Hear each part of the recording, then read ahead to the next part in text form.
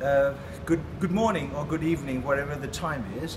I'm really sorry that I cannot be there in person. I really wanted to, but my schedule got reshuffled a bit, and so I'm unable to come there to join you, show my solidarity in person. I've always been an admirer of the Eelam Tamils struggle for self-determination, ethnic equality in Sri Lanka. And I have stood by your struggle, even when your armed resistance was defeated.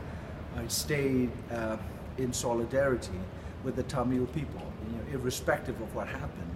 Of course, like nobody wants to see bloodshed and violence, but that's just a small part of your struggle, as I understand it. I served as a member of the panel of jury in Bremen at the Permanent People's Tribunal on Sri Lanka, the second tribunal that looked at the question of whether the state of Sri Lanka committed the crime of genocide against Eelam Tamil people, not just the war crimes. The war crimes, it was decided on at the first Permanent People's Tribunal in Dublin in 2012, I believe, and I was with the second tribunal that found the state of Sri Lanka the guilty of the crime of genocide in addition to war crimes. That was held in Germany, Bremen.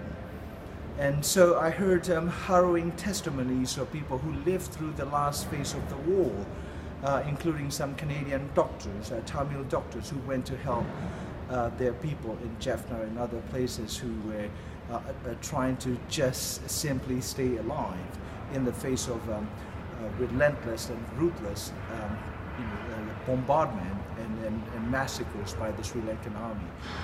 But I have to say this because in this day and age, struggles for self-determination or even ethnic equality within a single nation state that is ethnically controlled by usually majoritarian racist groups, whether it's Sri Lanka, Buddhist Sinhalese, or in my own country of Burma or Myanmar, where the Burmese Buddhist majority are in sync with the Burmese military that have been their main oppressor over the last 50 years. As you know, the Rohingya people, simply because they happen to be Rohingya and they happen to be in an area the Burmese military consider very strategic to them, and so they have been misframed as Islamic terrorists, supporters.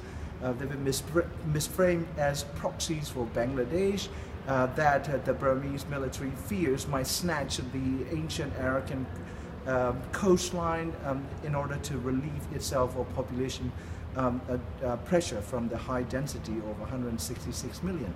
And so, I'm from a Buddhist Burmese majority background, and I came from an extended military family that have served in the Burmese armed forces since its foundation, or its inception in 1942 under the fascist Japanese patronage.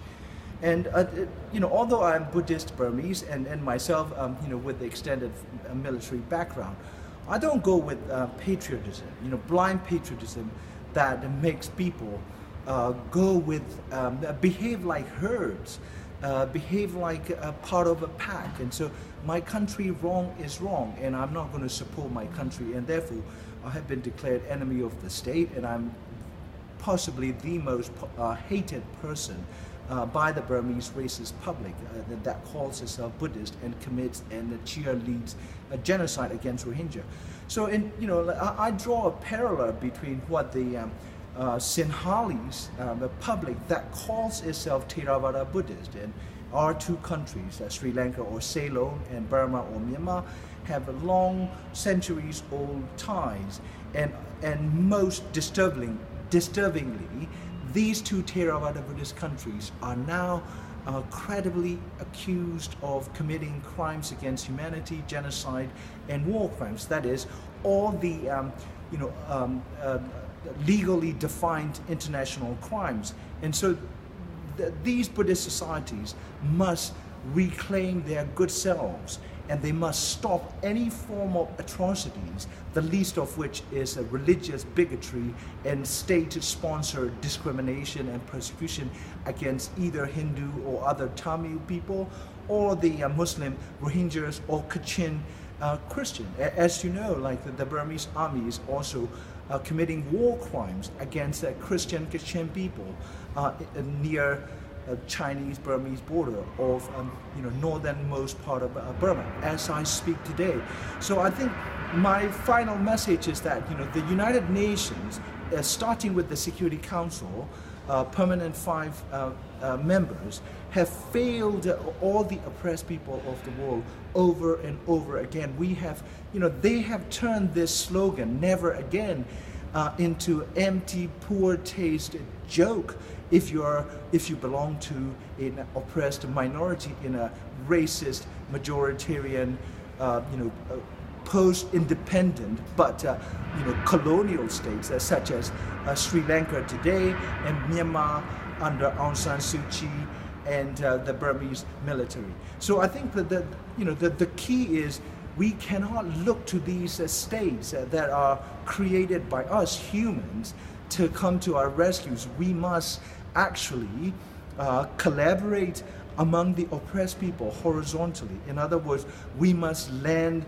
a hand of solidarity to whoever is in distress, whoever is in oppression. And finally, I think all struggles and resistance movements are all well and fine, necessary, and we need to keep up with our struggle, keep on trying to reestablish broken communities.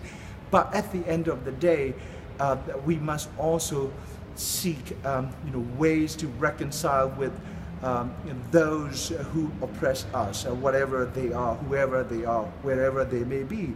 At the end of the day, we have more in common as humans across religions, faiths, culture, and national identities. So my message is twofold.